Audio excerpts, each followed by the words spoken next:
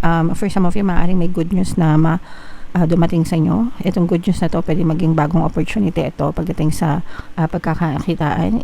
It's either investment or negosyo, mga kapiksi. And for some of you naman, itong mga good news na to, guys, magiging dahilan ito para makarecover kayo and maging maganda yung daloy ng kaperahan sa inyo, especially if you're coming from a place na medyo kinakapos sa pera, kung kinapos kayo sa pera or medyo nagkakaroon kayo ng mga financial struggles, mga kapiksi.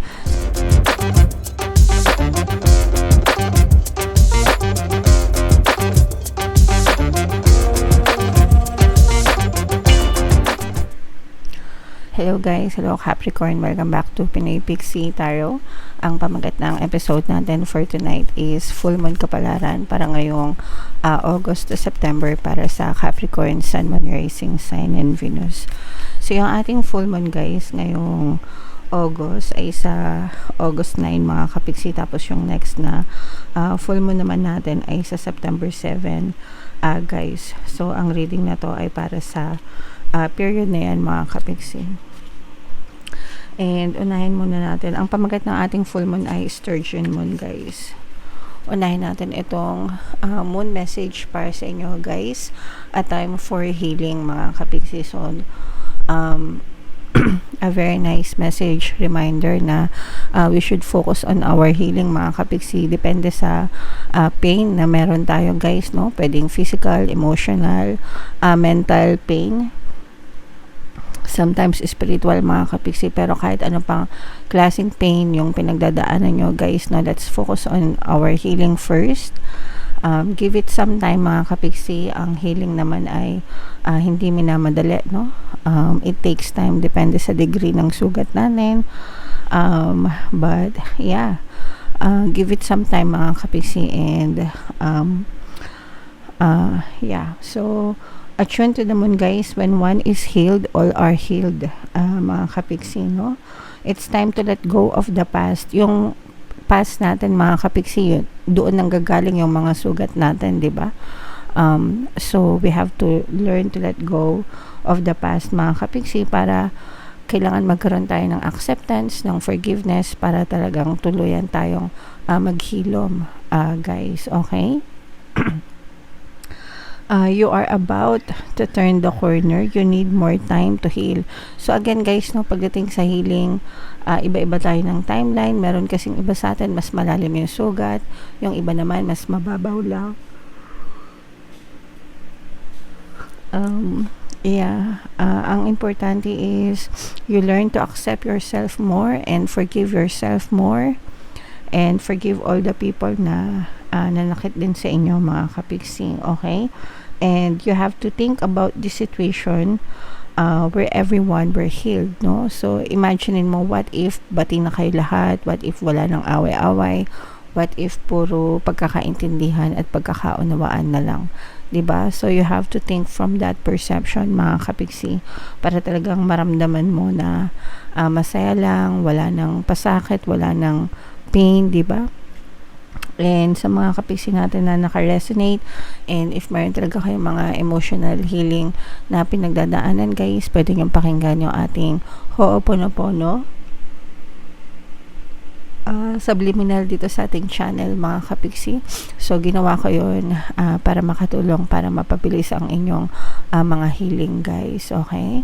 Alright, so comment down below, mga kapiksi, if feeling nyo naka-resonate kayo dyan, mga kapiksi. Tingnan natin yung energy nyo, guys. Shuffle natin to. Habang sinashuffle ko to, panoorin nyo muna yung video natin regarding sa ating paano mag-manifest ng abundance video course. Kapiksi, sawa ka na ba sa mga struggles at hirap sa buhay mo?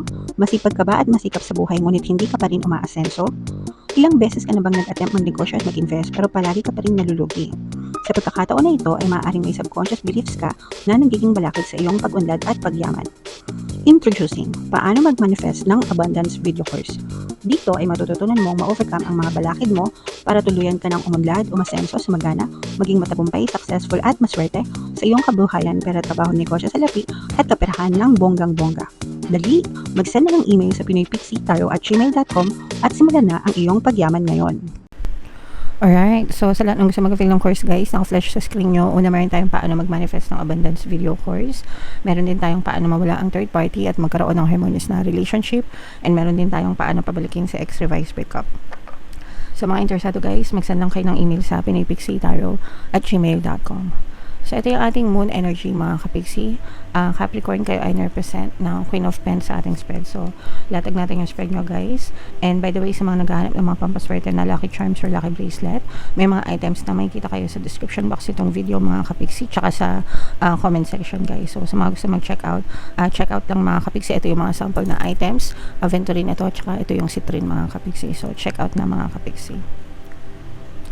So, ito guys, this is both negative and positive mga kapiksi. Unahin muna natin yung negative, no? Meron ditong presence ng fire sign, Aries, Leo, Sagittarius. For some of you, maaaring may fire element kayo sa inyong natal chart or you may be dealing with a fire sign, guys. Pero ito guys, nakikita natin na merong mga pagtatalo dito mga kapiksi, no? Pag-aaway mga kapiksi. This is for some of you guys, you may be dealing with a very stressful na person or group of people. For some of you, this can be a group of people mga kapiksi, no, na parang feeling nyo pinagtutulungan kayo mga kapiksi, or baka nabubuli kayo ganyan, or baka nagiging biktima kayo ng yung mga chismisan guys, no, yung mga marites. Kaya sinabi kong group of people mga kapiksi. There may be some people na parang nagsasalita sila ng against you. Baka may mga pinagkakalat sila about you na hindi maganda guys. Okay, pwedeng mga kapitbahay ito o kaya mga kasamaan sa trabaho mga kapiksi. So as long as wala naman kayong ginagawang masama sa kanila mga kapiksi, no, deadma lang, just focus on your self and focus sa mga ginagawa nyo. Pero kung gumagawa na sila ng hindi maganda sa inyo mga kapiksi at nakakapanira na, idaan nyo sa legal na channel, no? So let's say for example, kung sa trabaho yan, pwede nyo isumbong sa boss nyo or sa mga HR nyo, or kung sa kapitbahay naman, sa mga barangay ganyan. Kung sinasaktan na kayo or ginagambala na kayo mga kapiksi, and try to settle with them guys, no? Kumbaga parang makipag-settle kayo sa kanila, di ba, para maiwasan yung mga gulo mga kapiksi. Alright? Okay. For some of you naman, on the good side, on the positive side guys, maganda naman. For some of you, maaaring may good news na dumating sa inyo. Itong good news na to, pwede maging bagong opportunity ito pagdating sa pagkakakitaan. It's either investment or negosyo mga kapiksi. And for some of you naman, itong mga good news na to guys, magiging dahilan ito para makarecover kayo and maging maganda yung daloy ng kaperahan sa inyo, especially if you're coming from a place na medyo kinakapos sa pera, kung kinapos kayo sa pera or medyo nagkakaroon kayo ng mga financial struggles mga kapiksi. Sa mga kapiksi natin na mga nag-a-apply abroad guys, no, kung meron kayong mga nilalakad ng mga dokumento or mga nag-a-apply kayo sa abroad ganyan, maaari kayong makatanggap ng magandang balita or magandang update regarding sa mga application nyo or sa mga papeles nyo mga kapiksi. Ganon din kung meron kayong mga nilalakad na mga loan, let's say for example nag-a-apply kayo ng loan or meron kayong mga financial help na nilalakad, at saka kung meron kayong mga inaantay guys na mga commission, incentive, let's say for example commission based yung trabaho mo and may nabenta ka dati tas hanggang ngayon hindi mo pa nakuha yung commission mo. So, maaari kang makatanggap ng magandang balita tungkol sa commission mo, okay? So, lahat ng mga magagandang dyan, guys, i-main nyo na sa comment section, mga kapiksi. What else, guys? Tingnan pa natin.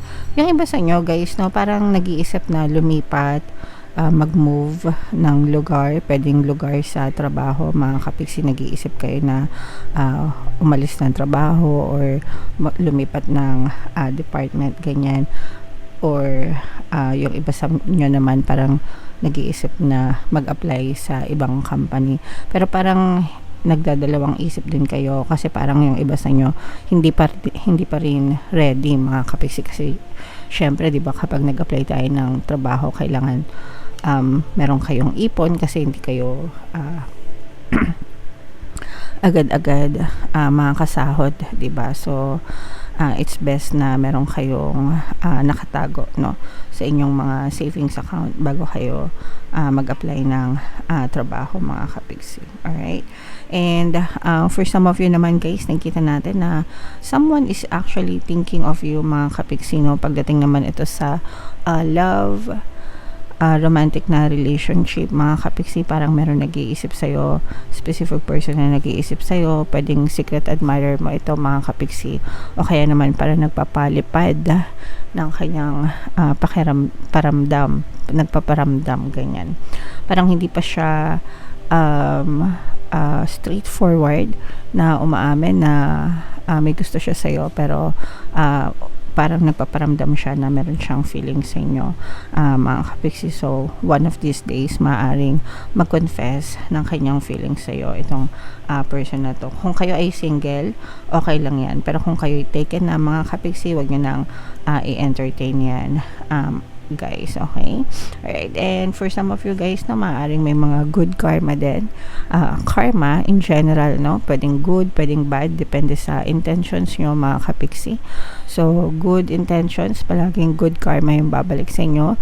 Bad intentions, syempre dun sa negative mga kapiksi. Kaya make sure na palaging good intentions ang itinatanim nyo guys, para puro good karma din yung bumalik sa inyo mga kapiksi. Alright? So ito guys, i-mind nyo na yan, mga good karma na yan, itong mga love confession, itong movement, relocation, yan, i-mind nyo na sa comment section, at saka itong mga good news, no, sa pera, sa trabaho, mga recovery mga kapiksi. Okay? Alright, so comment down below guys if feeling nyo naka-resonate kayo dyan, and for more tarot readings, ito yung playlist nyo. Ito naman yung ating success stories ng paano mag-manifest ng abundance video course. Click here to subscribe guys. Ito yung ating mga pampaswerte subliminals. Thank you for liking, sharing, and subscribing. See you next time.